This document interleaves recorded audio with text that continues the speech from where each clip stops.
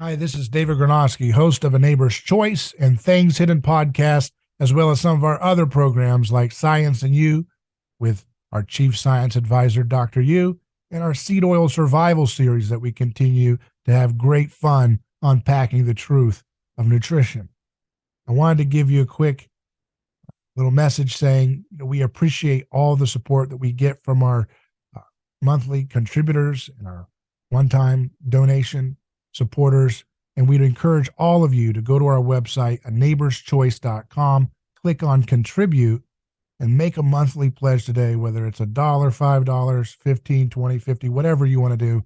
Doesn't matter. Just be a part of building this new media project that we've developed to empower and inform, to inspire, to kickstart a scientific renaissance, an anthropological breakthrough and reformation in the church. All these things are possible with your support right now.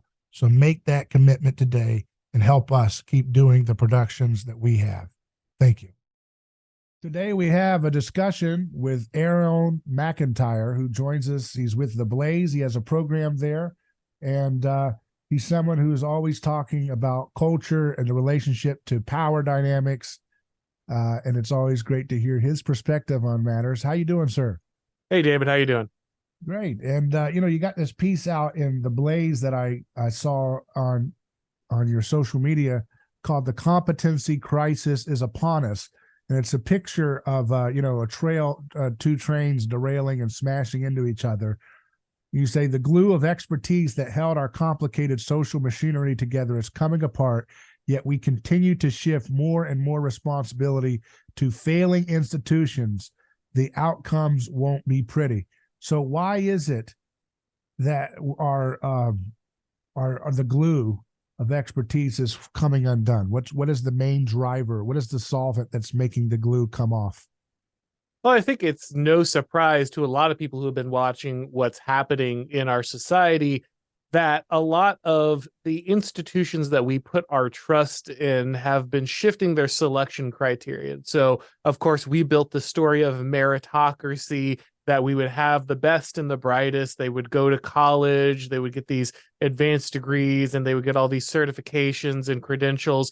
And then we would put them in these elite institutions and we would vest them with kind of the power to engineer society and make things better. And that became more and more important as we continued to scale society wider and wider. We've got this basically global empire that is now erected around America and kind of its outposts.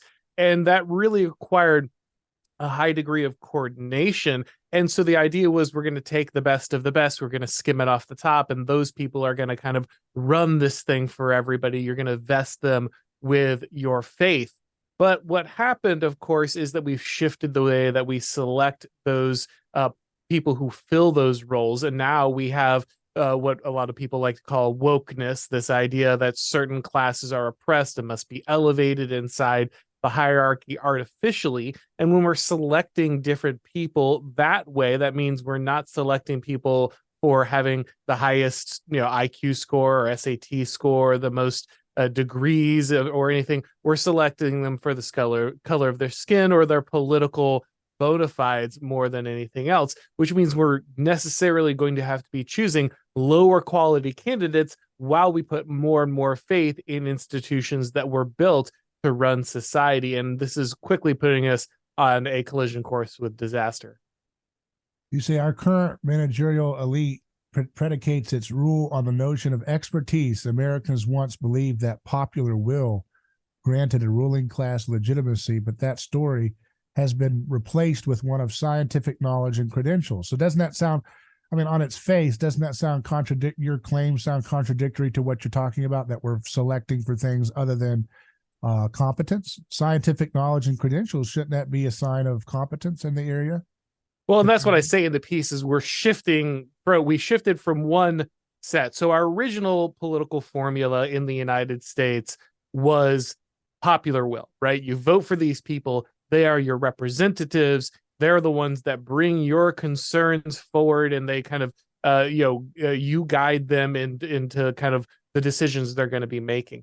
But then we shifted into this more managerial framework. And in the current one, or rather the one that ruled us up until just a little bit ago, the idea was a shift from more popular will into the ideas of scientific expertise. So, of course, we still have the idea of popular sovereignty. Yeah, you still elect congressmen and presidents and things, but they don't really get to make the big decisions. The big decisions get transferred to these different agencies. Large chunks of Congress's sovereignty have been moved into these federal agencies, which make their decisions for them. You need to have different doctors, different lawyers, different psychologists. They all have to get out there, and the scientists have to decide what's going to happen.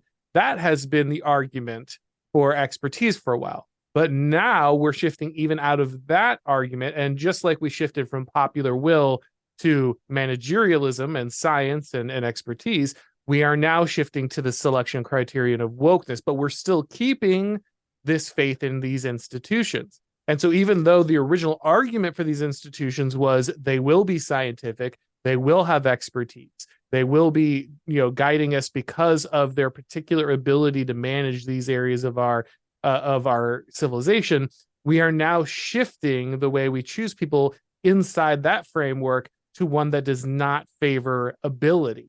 And of course, as we invest more and more of our decisions in those institutions while shifting their selection criteria further and further away from expertise, science, those things, we end up with a very bad situation. So it's like we're running on the fumes of the brands of these institutions. Like, as long as they've got a PhD from Harvard, that says it all. That's been validated by the sacred priests of that institution. They've got a green light to whatever they want in their field, and it doesn't matter whether there's any substance there behind the person, right?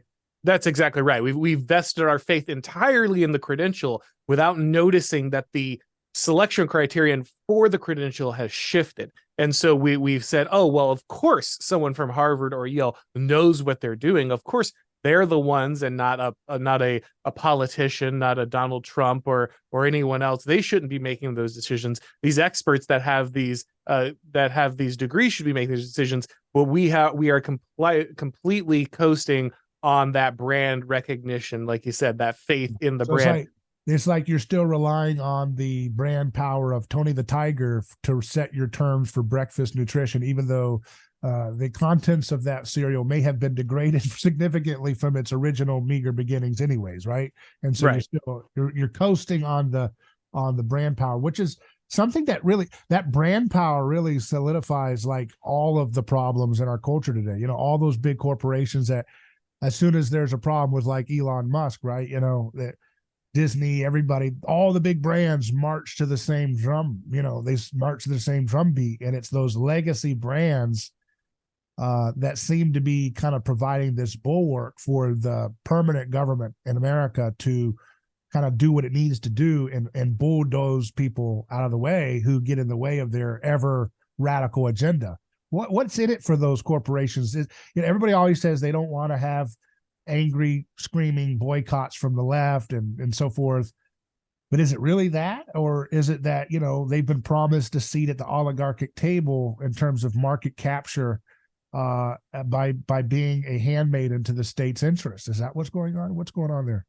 Yeah, I think you've hit a couple of things there that are true. I don't think it's a monocausal situation there. I think there are a lot of things that kind of come together to form the incentive structure for large corporations. Of course, conservatives kind of often go along with this because they've been told, the magical free hand of the market will solve all these problems. Of course, these corporations are mainly motivated by, profit. And so the free market will kind of sort this out for them. But like you said, that's not necessarily true because regulatory capture, the ability to control large amounts of the market is actually better for them and more reliable for their income than having to constantly compete against smaller corporations or businesses. So it's better for them to freeze them out of the market by cooperating with the government. I think there's also the fact that these corporations are in large part ideologically captured by kind of the managerial faith that now runs through our culture. Wokeness is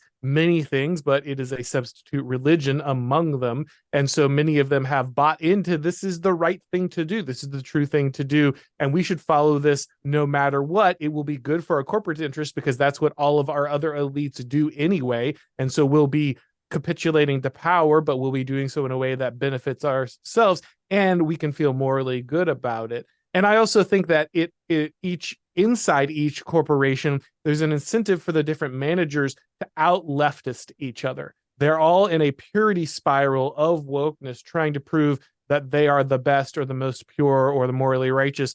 Leftism is the best way to cancel your inter corporation rivals.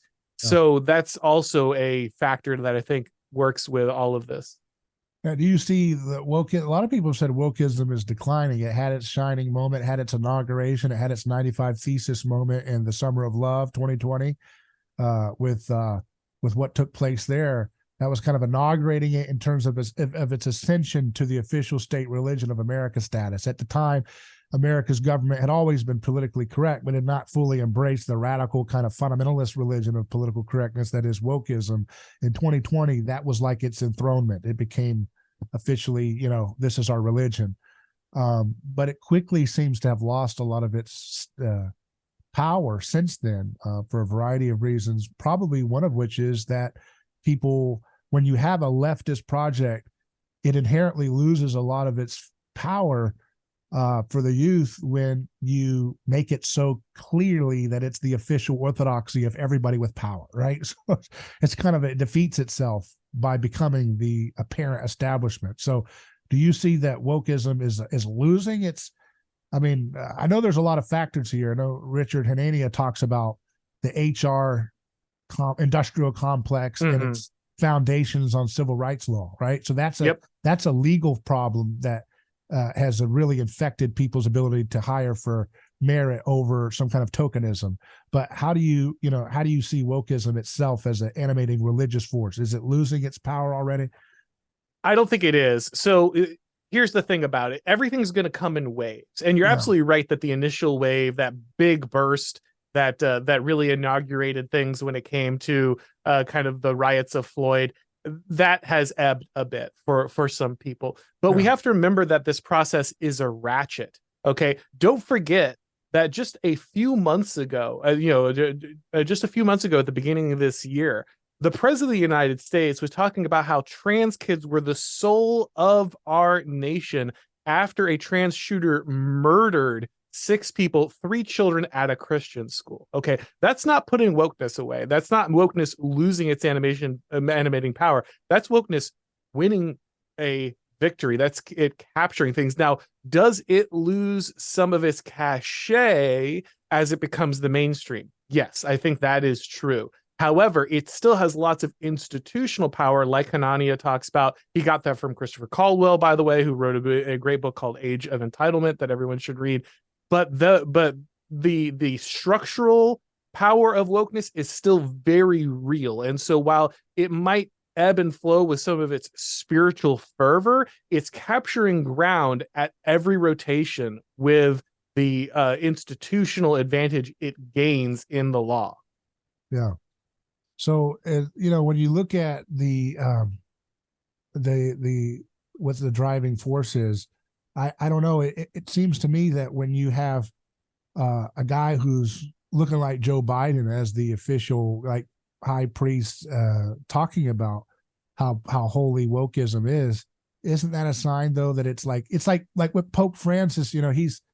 He's still touting, and he's got the institutional power, and he's doing what he's doing to try to make a legacy for his institution. But at the same time, it's clear that his age and his values are a throwback to an era that was more, alive during, the baby boomer era.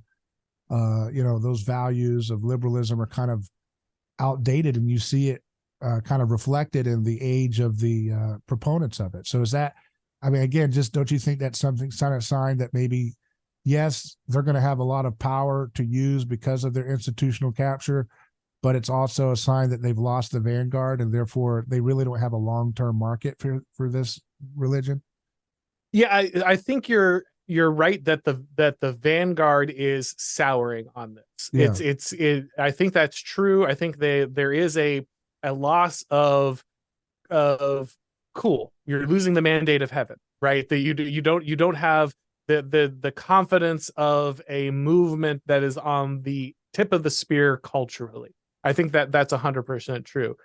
However, I don't think that means we're anywhere near the end of wokeness, making inroads or pushing farther. I think there's still a lot of momentum. I still think there's lots of area to capture. I think a large amount of the leftist movement will continue to purity spiral and force things forward, even though it's a dying animal in some ways. You can kind of see that its timeline is running short. Eventually it's going to lose. That doesn't mean it's less dangerous. In fact, a wounded animal is often more dangerous. And Right. so I think you're right that ultimately, spiritually, this thing has to die because it simply is not rooted in eternal truth. But I don't think that means we're just around the corner of a victory. I think there's still quite a while where wokeness will be driving this bus. As you say in your article, as events accelerate and decision space shrinks, our incompetent and sclerotic institutions will prove incapable of keeping up. Instead of shaping major events, they will more often than not simply react to the fallout. As faith in distributed expertise falters, the populace will become more likely to prefer unified and decisive action. So are you saying that there's going to be a move towards like rejecting this division of labor that is fundamental to market economics, that we're going to be wanting to have a command and control economy or something? Is that what you're suggesting there? So when we think about decision space, right, the current way that we understand our ability to make decisions as a society is more or less that we kind of have infinite amount of time to talk things through, right? Marketplace of ideas. We're going to sift through all this. We're going to have a debate. These institutions are going to kind of mediate that debate, and they're going to arrive at the best decision, and that's kind of going to bring about the best result. As it becomes clear that those institutions are no longer good at making decisions, right? They're no longer having those debates or sifting those things because we've removed the expertise, we've removed the ability for them to do that, we've replaced them with ideological functionaries. That's one problem. But the other problem is that our decision space is shrinking because technology is making the world smaller. We have a high degree of connectivity, and that means that when a decision is made, it's or when an event happens, its consequences spread faster. So for instance, you just have to look at something like the pandemic. It was very clear that a lot of countries were not ready and never really made their own decisions during that time, right? You can see that things like the Gates Foundation and things like the World Health Organization stepped in. And even though there were sovereign governments elected in those countries, they weren't really the ones driving the agenda of those countries, because really the institutions were not capable of making decisions inside that collapsing decision space. As the consequences of the event rolled out, they were not able to come together, form consensus, and then make a decision. That was deleterious for a lot of these nations that relied on extra national institutions to make their decisions for them in a time of emergency, right? And a lot of people are feeling that. They're bucking against that, which is why I think we're seeing a trend towards populist candidates, right? You look at Milei in Argentina, you look at Bukele, you are seeing people who want decision-making brought back to the nation. They want it brought back to the people. And they realize that in order for that to happen, decisive actions have to be taken. This distributed kind of architecture of decision-making is not making decisions fast enough inside the collapsing decision space. So is the critique more on the distributed nature of a multi-headed oligarchic system like we have, where there's no real accountability, or is it a critique on division of labor, market economics? Both. I think that we're going to see division of labor. So the reason that we have like this vast global just-in-time delivery system is because we had the capacity and the competency to basically offload costs. And You don't have to store things, you don't have to wait for customer. You can make things anywhere and you can ship them anywhere. And so you don't have to worry about labor, you don't have to worry about transportation, you don't have to worry about storage, you don't have to worry about demand, because you can modulate those things to get the optimum market result. But if competency collapses, if you can't reliably get things shipped, if you can't reliably get parts different places and get things to market, that's going to necessarily require you to reduce the extreme division of labor you have and shrink markets back down to more regional sizes where they can be managed efficiently again. But this is also true then, of course, of political decision making, which has undergone a similar expansion and will need a similar contraction. So you're suggesting that it's going to return to more vertical integration of companies being more tied to every step of their, development and distribution and development and everything, production. Yeah, is that a way to look at it, or that's certainly one way to look at it. They're also going to have to serve regionalities more often. I think there's that's certainly true for food production. That's got to change. The World War II era, one size fits all food production systems got to get way more regional and local to be more sensible for our health and for the economy and for quality control and, all of that, so. Yeah, unfortunately, I don't think quality is going to be the deciding factor, though you're absolutely right that that's a consequence. I think really it's just going to be competency collapsing the scale at which it's done. It only looks efficient now with its very low quality, again, because you can move things the way that you can now.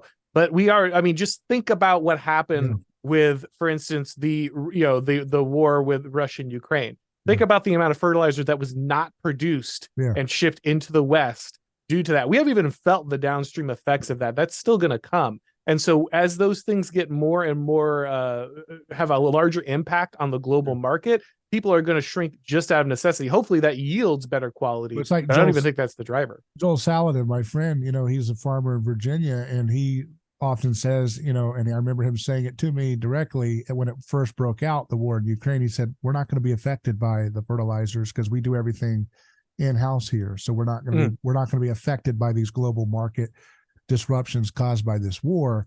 And he also, when they had the hacking thing, remember when there was like the hacking thing that was happening about the meat, there was like three, we're supposed to have a free market, we've got like 3 or 4 beef suppliers in this little fascist system. And he said, we're not affected by that either because we don't use those computer programs that they are using. We're selling directly locally to the customer, and we process to the customer and everything like that. So I think that is the future on a food side. I don't know how that works for like other things like cars and things are a little bit different, but like the fundamental thing of food, I think needs to go to a decentralized, more anti-fragile approach where it's not reliant on hacks or, because if you got thousands of different little farmers, you can't hack every one of those people's systems, Right. And if you got one, I don't even know what exactly they hacked. Supposedly Russia, of course, as always, just want to get a hold of our beef, but they don't even really eat beef over there. They eat pigs. I don't know what they want with our beef market, but maybe they were just trying to help accelerate our drive towards cockroaches for dinner, Well, I mean, stop eating meat. Look what we did to your system. Please eat cockroaches. That'll make you really good soldiers one day, right? Well, and that's the thing is like we basically put all of our eggs in the basket that like this Pax Americana would make a globalized system just reliably the best one, and because it can scale down costs because you can mass produce on such a grand scale, and that makes centralization more valuable in many ways. However, that's not eternal, and we're quickly learning that, especially as our legal leaders are stupid enough to walk themselves into crisis after crisis, that individual countries that place themselves at the mercies of these systems will pay a high price. And it's clear, it needs to be said because there's a lot of talking past each other in terms of the market economic people versus the populists, nationalists, and so forth. Like, it's not inevitable that a market has to trend towards globalized and all that. It doesn't have to. Markets are just people choosing to go in a different direction one way or another. And markets can choose to go local. They're doing it right now. They're choosing to stop buying from Walmart and buy from people like Joel Saladin. That's a market trend that's happening. And it's not inevitable, just to add to strengthen your kind of point I think you're making, it's not inevitable that to have markets means to have this globalized system. And it's not inevitable that to have market-based medicine or stuff like that it has to be profit-oriented only. That's not at all, human action is human action. You can choose to do something and serve your fellow human being that actually serves them better, even if it's not giving you the margin that somebody who's giving them if you have product A, right, and it gives you massive profit margins, but it doesn't really do the job for your illness, versus product B, which has very little margin for the people selling it, but actually solves the problem. It's a market trend that would choose the product that actually solves the problem. It's not, there's this kind of dumb, like cartoonish assumption about markets that it has to be like always driven towards that which has the biggest profit margins. Very very wrong-headed thinking there. Well, I'll agree and disagree with you simultaneously. I think you're right that that should be the way that they work, but I think that left entirely to their own devices, capital does escape its kind of ethnogeographic grounding. And so like a corporation or a organization which has the good of a particular people, the good, they want to solve a problem because they serve the community, they live in the community, they're tied to the community, so the good of the community impacts them. I think you're right that they will seek solving the problem over profit. But once the incentive structure of the organization or the corporation separates from the good of a particular people, they'll look for a globalization because that will bring them the feedback that they're looking for, which is just the increased profit. And so I think that there's a scalability issue to markets. I think when markets are small enough to serve a particular set of interests, they can be self-contained and they can work for the good of the people like you're talking about. I think that once they escape that particularity, they will naturally trend towards globalization because that's the way the incentive structure sets up. And so there's that's difficult because we have we like to bifurcate our economic ideas, right? Like you either have to be a free market extremist or you have to be a communist, right? And there's nothing anywhere in between. But I don't think either of those things actually serve the good. And I think that you need a system that does understand a good, but to do that, you have to have a particular people in mind. You can't just have a global order good in mind, because otherwise you'll end up with kind of what we ended up now. I think it's not a coincidence, though, that the worst markets we have or industries we have tend to be the ones that are most like, customer service. They have a kind of a retarded customer service mindset where they don't really care about doing the best they can for you, are typically ones that are associated with state power. You look at the airlines, you look at it's almost like the proximity to state power over your industry is a very good quick tell to whether it's doing a great job that's like really oriented to satisfying what people want, whether they're in America or not. I mean, look at the airline industry, such a heavily cartelized system. And you're right, it's cartelized by a government that is very oligarchic, multi-headed. So there's no, like you're saying, there's no decisive decision guy in there cleaning out the mess. But right. I've talked to like a pilot that said, man, the problem with air traffic control, it's going to get worse and worse because they took people, it's no fault to the individual themselves because they were a minority, and they put them in positions of hierarchy that they weren't ready for. They didn't have enough training for it because they wanted to have this kind of tokenism as a religion. And it's not the individual's fault, but they're just not trained enough to be in charge of traffic control for these planes. So how do you clear that out? I mean, that's a system that's extremely cartelized, and I don't see how how that's going to be fixed politically anytime soon.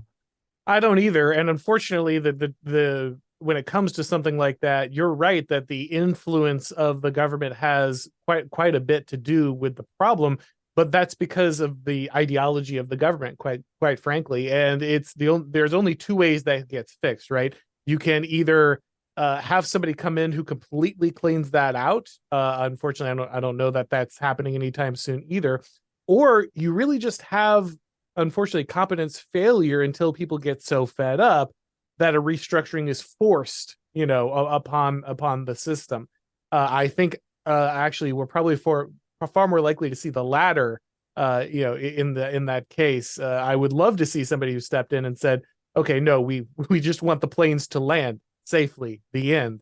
And we're not really interested in how many pronouns a air traffic controller happens to list before they land the plane. But unfortunately, like I said, I think the momentum, the institutional momentum of wokeness is going to be there for a while, and it's going to continue to infect things like the aircraft. It's like to me that it's like a chicken or the egg kind of thing, or one way to look at it. It's like you're stuck with this toxic mix of market profit. It's the old classic thing: privatize profit, socialize losses. That kind of framework is like where most of these industries are.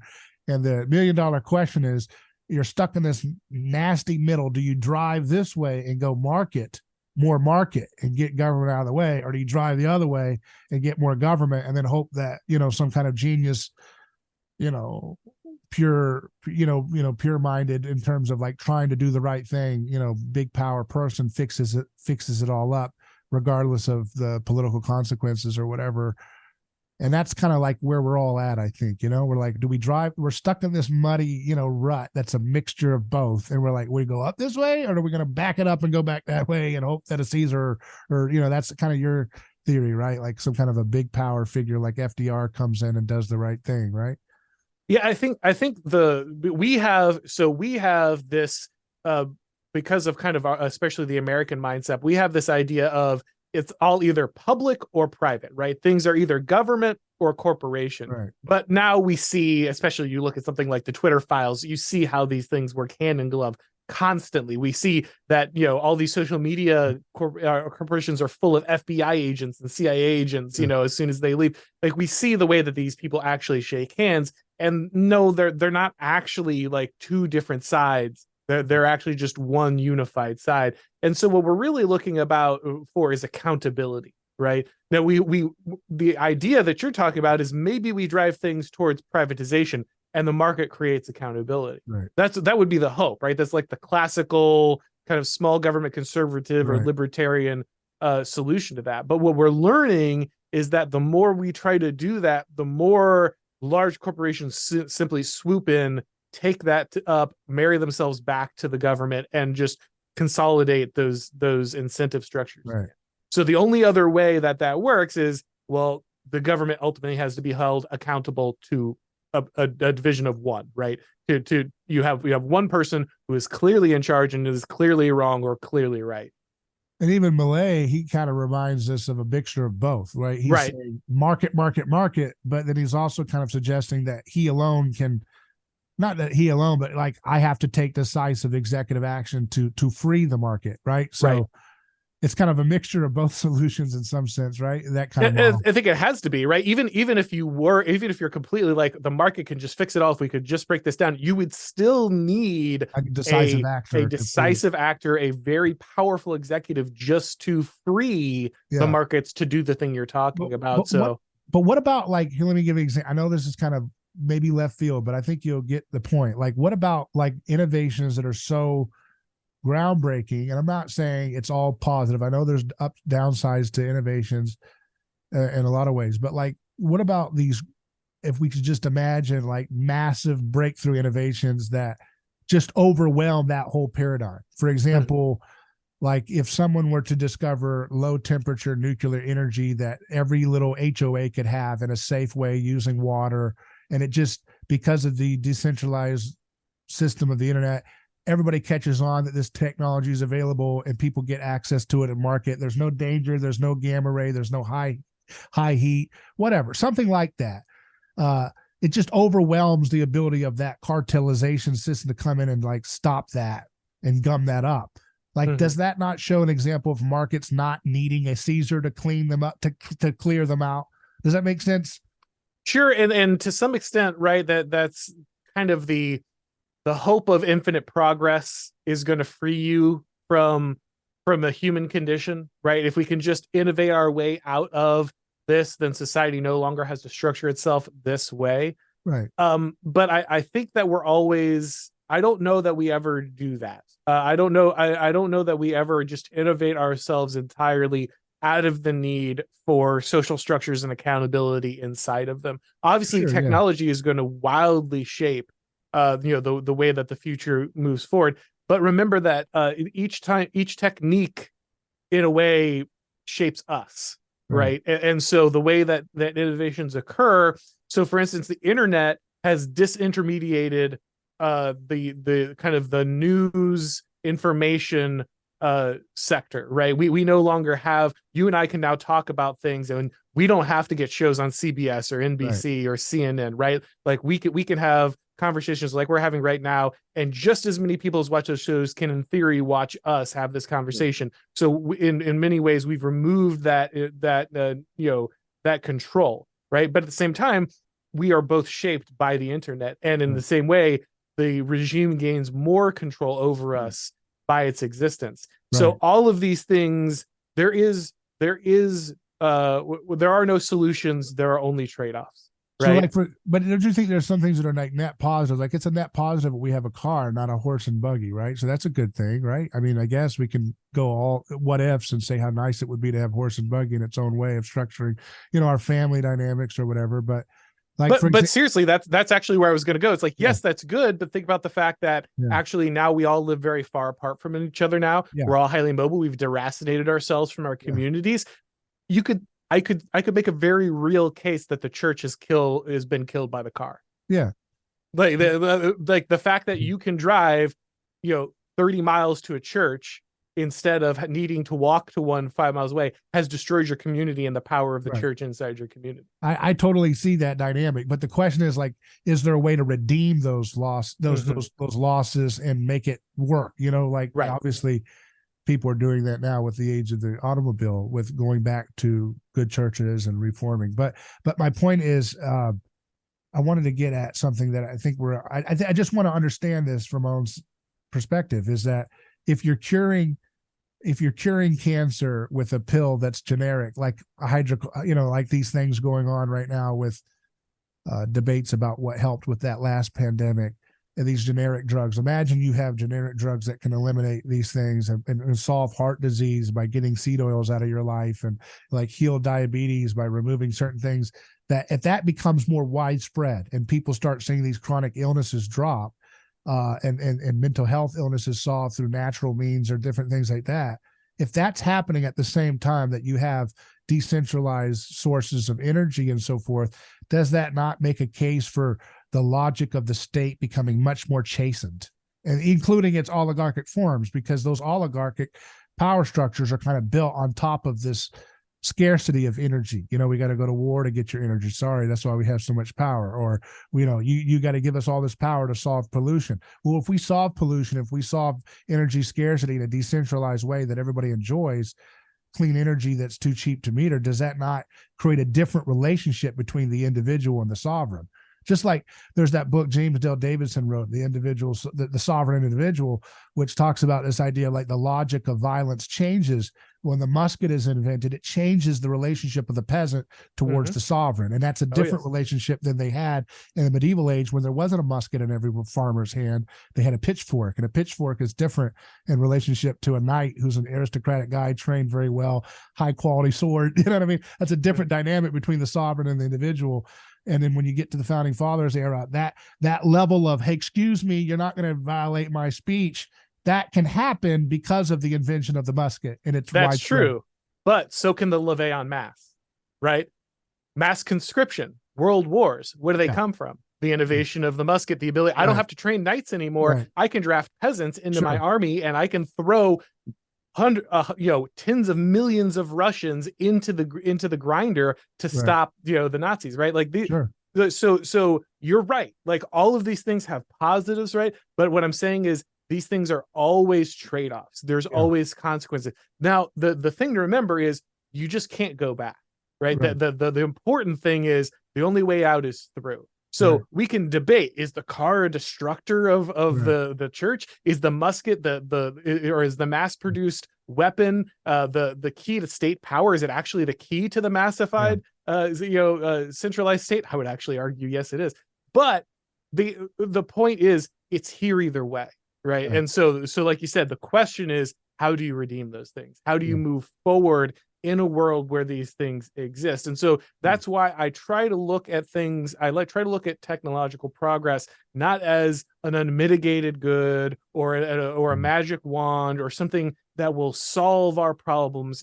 It's simply a truth, a constant in the world around which we must then look at the good. And we're dealing with fallen human beings using these tools, and that goes to even a so-called benevolent Caesar figure that fixes they're a human being and they can do catastrophic evil at the same time doing good, right? So that's absolutely yes. Again, there are no solutions. There are only trade-offs. I am a big believer in cyclical history. I think that we are humans.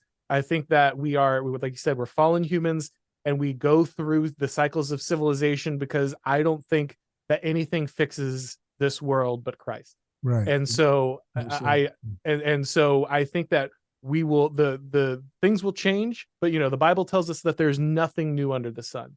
And so that we are going to go through these things, and those iterations will look different because of our technology and because of our cultures and our situations. But ultimately we will move through these patterns and these cycles without resolution for certain problems, because those problems are only solved by something higher than us. Well, that's a great point. I don't want to end it here, but so do you not accept because there's a lot of this idea of like history is going somewhere and history has a linear direction, and I think that doesn't have to be in opposition to your cyclical model. I think you can actually have cycles and actually going somewhere in a direction.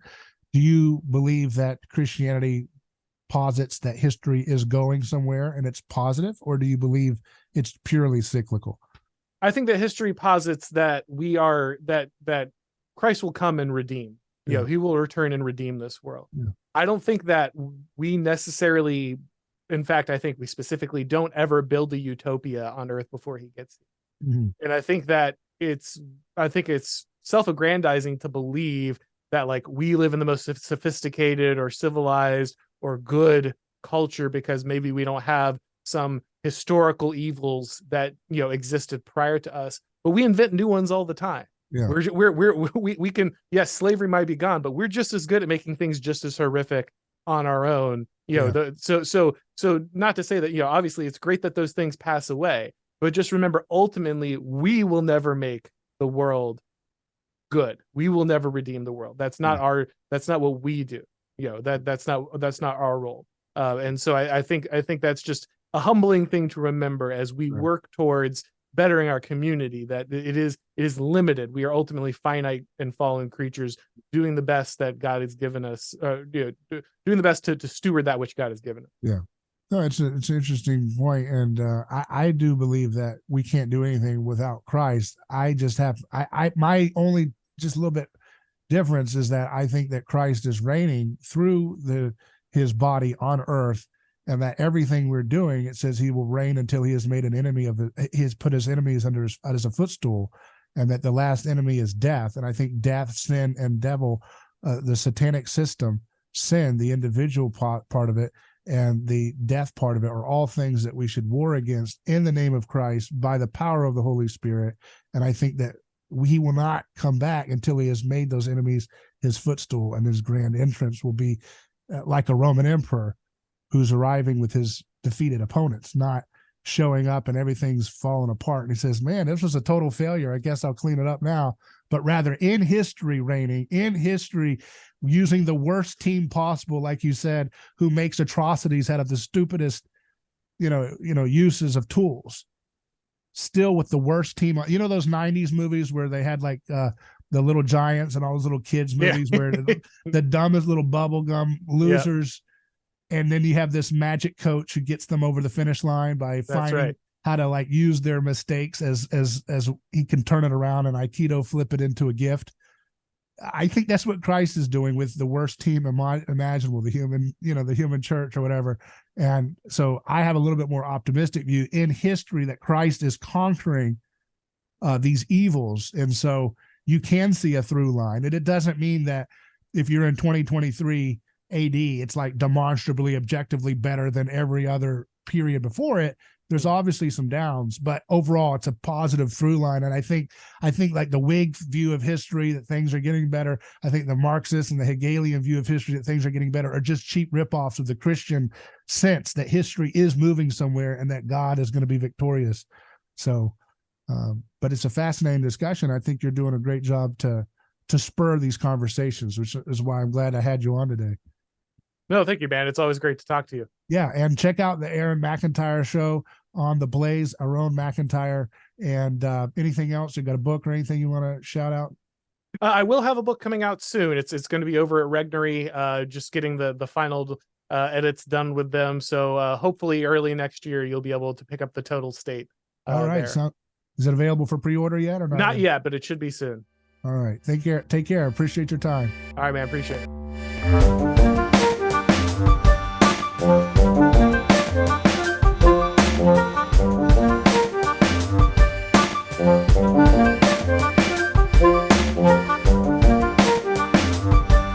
Thank you.